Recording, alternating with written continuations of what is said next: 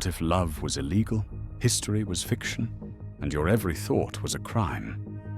George Orwell's 1984 isn't just a dystopian classic, it's a blueprint for authoritarian control, still echoing through pop culture and politics today. Let's break it all down. Orwell wrote 1984 as a warning, not a prophecy. His targets were totalitarianism, surveillance states, and propaganda, regardless of ideology. Part 1. Summary, themes, and context. Quick book summary. Winston Smith lives under the oppressive regime of the party in Oceania, led by the mysterious figure Big Brother. He works at the Ministry of Truth, rewriting past records to fit the party's ever-changing narrative. Winston secretly rebels. He starts a diary, falls in love with Julia, and seeks out the truth. But the state is always watching. Captured by the thought police, Winston is tortured, brainwashed, and ultimately broken. By the end, he doesn't just surrender, he loves Big Brother. Major themes. Surveillance and control. Big Brother is watching you has become a cultural shorthand for government overreach. Orwell's telescreens and microphones foreshadow everything from CCTV to modern data surveillance. Mass data collection enables similar control. Orwell couldn't predict social media, but the principle, constant monitoring shaping behavior, is eerily similar. Truth and reality. The party's power lies in its ability to rewrite history. Who controls the past controls the future. This hits hard in today's world of fake news, misinformation, and social media echo chambers that reinforce party-like dogma. Language and thought. Newspeak is engineered not just for censorship, but to eliminate the possibility of rebellious thought altogether. If you can't say it, you can't think it. Psychological manipulation. Doublethink, believing two contradictory things at once, is crucial to party loyalty. Orwell weaponizes cognitive dissonance as a tool of state power. Class and the proles. The working class, or proles, make up the majority and are largely ignored by the party. The party dismisses them as animals, yet Orwell hints they're the only hope, if they ever woke up. Historical and political context.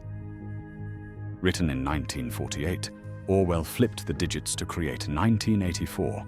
The book reflects real-world regimes like Stalin's USSR, Nazi Germany, and Orwell's broader criticisms of fascism, imperialism, and colonialism.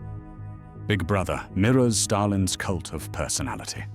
The 2 minutes hate mirrors Hitler's mass rallies. The Ministry of Truth evokes Goebbels' propaganda machine. At the dawn of the Cold War, Orwell wasn't just critiquing Soviet totalitarianism, he was warning the West not to follow the same path. Part 2.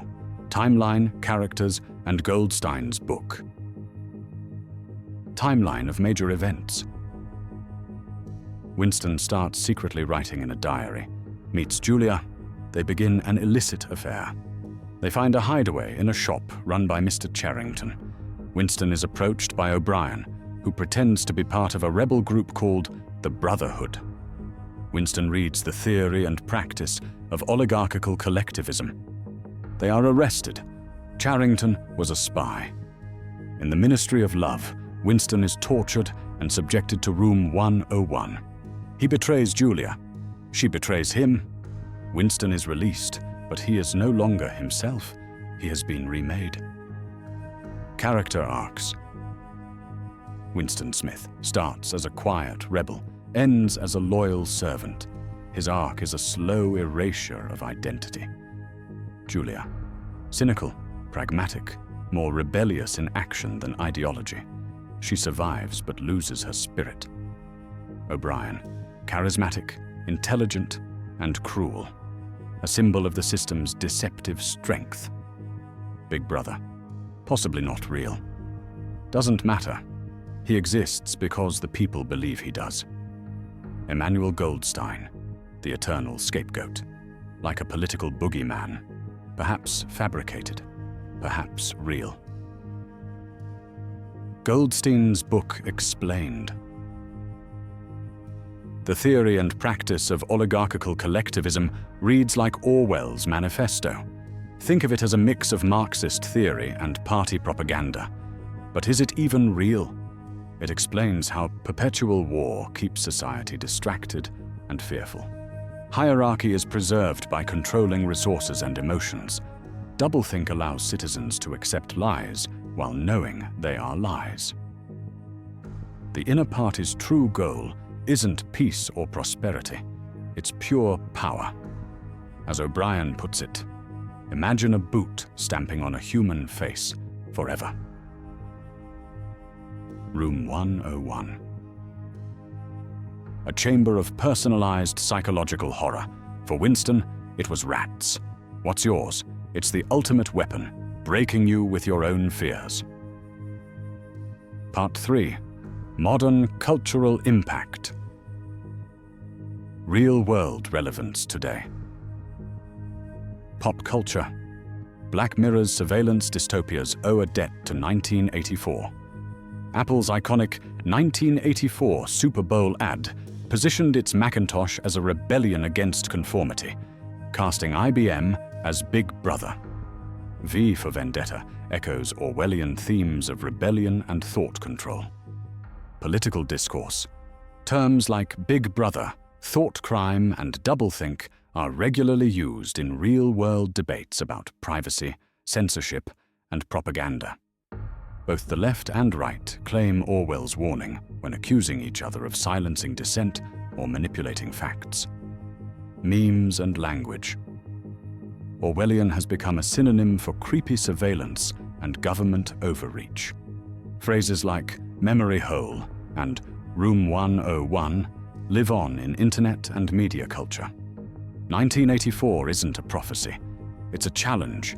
Orwell didn't want to predict the future, he wanted to prevent it. The scary part? He got pretty close. So the next time you scroll past a manipulated headline or whisper something instead of saying it out loud, ask yourself, how many steps separate us? If you found this summary helpful, give us a like, subscribe, and let us know what book you want us to tackle next. Until then, keep turning pages. This has been Book Blast.